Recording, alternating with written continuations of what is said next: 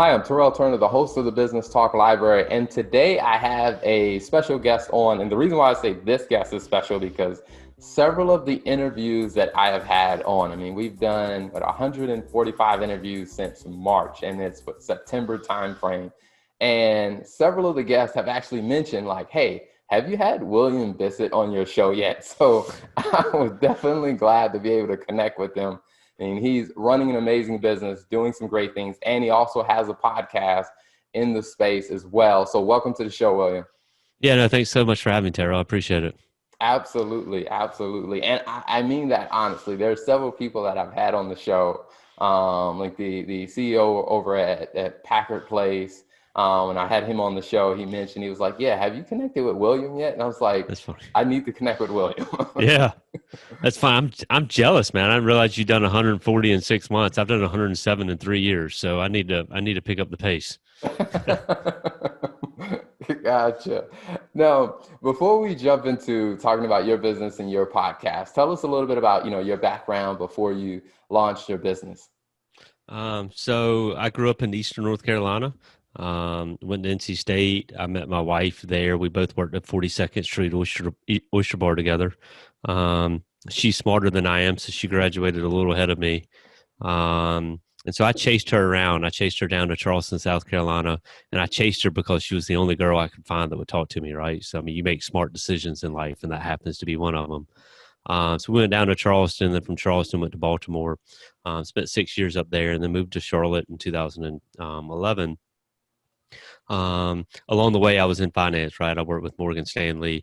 I worked with a kind of a private wealth management firm up in Baltimore from 2005 to 2015.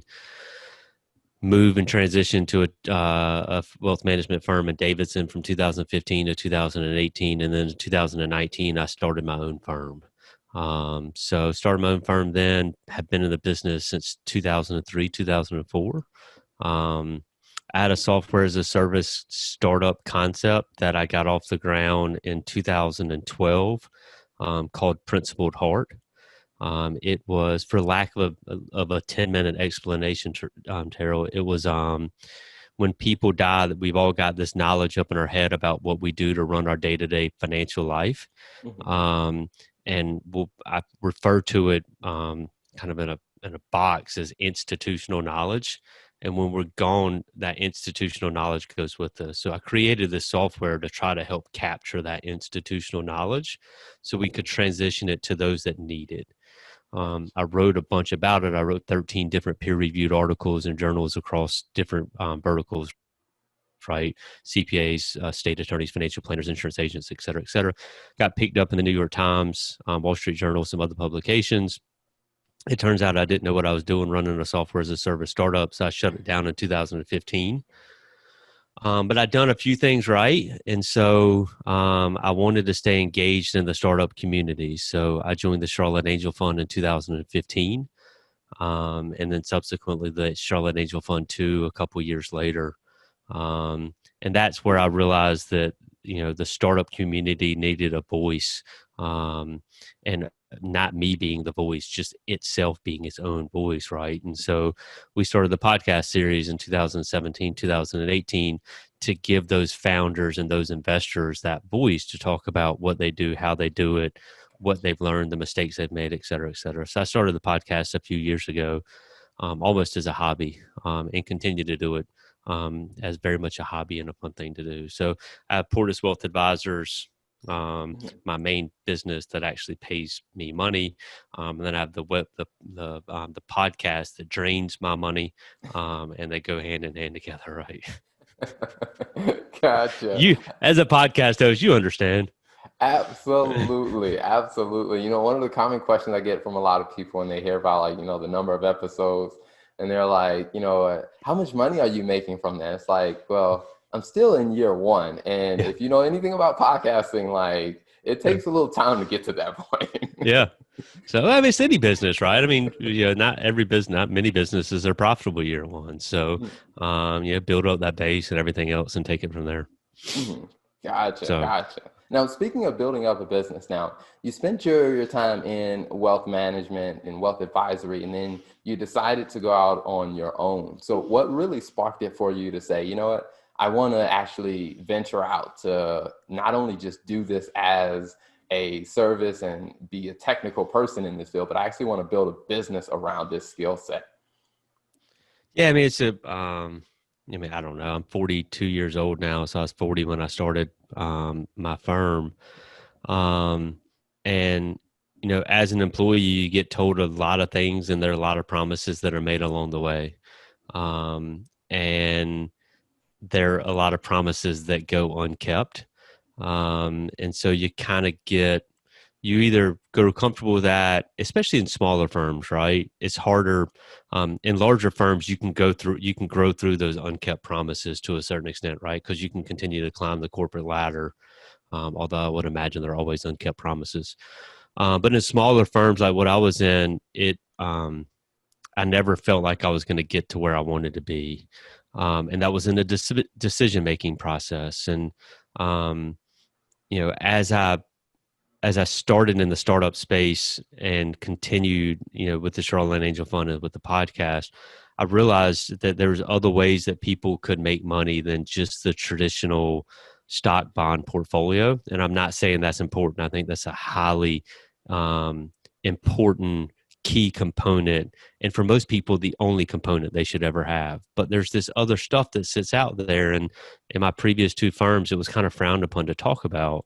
Um, and I thought we should have those conversations, because what I learned is if we didn't have those conversations, that clients were doing it on their own without involving us in it, which opened them up for mistakes. And so I wanted to be engaged in more conversations than I was currently being engaged in. And I thought that was going to require me starting my own firm. So as a result, we started Portus, and now we openly engage in alternative asset conversations with our clients that I couldn't have had 2 years ago and certainly 6 years ago. Hmm. Gotcha. So when it comes down to engaging in, like I said, adding that to the options of what you can actually talk to your clients about and doing your own, what would be kind of a full layout of the types of services or the types of conversations that you have with your clients? Yeah, so we do traditional wealth management, right? I mean, that's my background. Was when I started with the wealth management firm in Baltimore for 2 years, I wrote over 160 financial plans for new clients. So new client came on board, we looked at their cash flow. We did tax projections, we did retirement projections, we do life insurance analysis, disability, long-term care, property and casualty reviews, and estate planning, right? So we review all that stuff in addition to obviously their investment portfolio. And so we review all of it. We do retirement projections, and we start to have conversations around risk tolerance and risk capacity. So risk tolerance is how much risk I'm willing to take. How much volatility I'm willing to accept in a portfolio. Risk capacity is how much risk you can afford to take, right? So you take somebody that's got $100 million in the bank that spends $5,000 a month. They can take as much risk or as little risk as they want to, right? If the market drops by 50%, it doesn't matter. They still have more than enough wealth. If they put all of their money under the mattress, they're only spending $5,000 a month. They're never going to spend $100 million. Yeah. So they have full capacity to take whatever risk they want to. So the financial planning process for us helps us understand what's the capacity of clients to take risk in their financial lives. Again, some clients don't have the capacity to go outside and have $100,000 go to zero. Some clients do. And so the financial planning process engages that. What it also does is it starts to teach us about their risk tolerance. And so now we can start to marry those two conversations together and say, okay, can we have this conversation or can we not? And if we can, then we slowly start to engage in it. And it's a multi-year process just to get people to walk down that road, because most people don't understand it. And you don't want to throw somebody into something that they don't understand. So much like with you from an educational perspective, our goal is to educate. And what we oftentimes will do is we'll educate somebody to the point they say, that's really cool, but it's not for me. Gotcha. And then from there, we're still having conversations and people say, that's really cool. And I'd like to learn more and get engaged in that space. So that's what we do. I mean, at the end of the day, I consider myself an educator more than anything else. Hmm. Awesome. Now, where can people find you online or on social media if they want to do business with you? I'm on LinkedIn and I have a website that I built myself that maybe one day I'll get around to making a little bit more professional. So LinkedIn, and then our website is just portusadvisors.com. So anyways, no critiques on the website though. We'll get around to it one day. Gotcha, gotcha. Then the other question is, where can they find the podcast? Yeah, so it's funny. So I used to write a blog years ago, all the way back in 2007. Um, and it was just around educating. I mean, again, it goes back, right? I've always just kind of felt like education was a good thing to do. So in 2007, I just started writing. Like with you, I'd have friends that would ask me questions about something. So I'd write a 2-page article about it and I posted it on my website. So I just continued to use that over time. And so my website, just because it was easy, was williambissett.com. Well, when I started the podcast, I didn't really think I'd go 107 episodes deep. I actually reached out to Dan Roselli and Greg Brown. And I was like, hey, will y'all let me do a podcast as this trial? And I put it on my website. And 4 years later, it's still on my website. So it's still on williambissett.com. We booked a couple different websites as well. And we'll probably transition that at some point over the course of the next 6 to 12 months to its own native website, and I'll take back control of my little generic williambissett.com website. But right now it's on williambissett.com. We do some video ones on YouTube. It's on Spotify, Apple Podcasting, and Google Play, all under the name of Charlotte Angel Connection. Gotcha. Gotcha. Awesome. Now, before we wrap up, one question that I'd like to ask, I mean, because you do a lot with startups and just, being so tied into what's going on in the startup community. When you think about, whether it's the startups that you had on your show or the ones you just observed, what's 2 pieces of advice that you would share for a person who wants to have a successful startup? Um, one of the biggest mistakes I made in 2011, 2012 was I didn't talk about my idea. Right. And the people that I did talk about my idea with, they all loved me or liked me. So when folks, love you, like you, unless you're from like New York City or Boston or something like that, especially in the South, they're all going to say nothing but nice things. Oh, that's a wonderful idea. I love it. Blah, blah, blah, on and on and on. And you're going to be a billionaire and all of these different things. And nobody really dives into the business and starts to critique it. And so you got to get outside of your comfort zone and figure out ways to sharpen it, right? Because if people are only telling you positive things, then you're not making it a better business. You have to take that critique in order to make it a business that's worth actually building and growing from there. And then the second thing is start it. Right. A lot of people, I mean, how many people are driving back? Well, I guess nobody's driving back and forth to work anymore. But walking up the stairs every day or to the garage or wherever it is that people are going for work, everybody's got this little idea this in the back of their head, right? Oh, I wonder if I did this, or I wonder if I did that. And just start doing it, right? Start write down the business. And when I say business plan, I'm not talking about 20 pages, but write it down, start talking to people about it, buy a website, start developing concepts and ideas and figuring out what it would take to source. Go through the steps of actually trying to build the business before you actually build the business, right? Don't go leave your job yet. You haven't figured it out.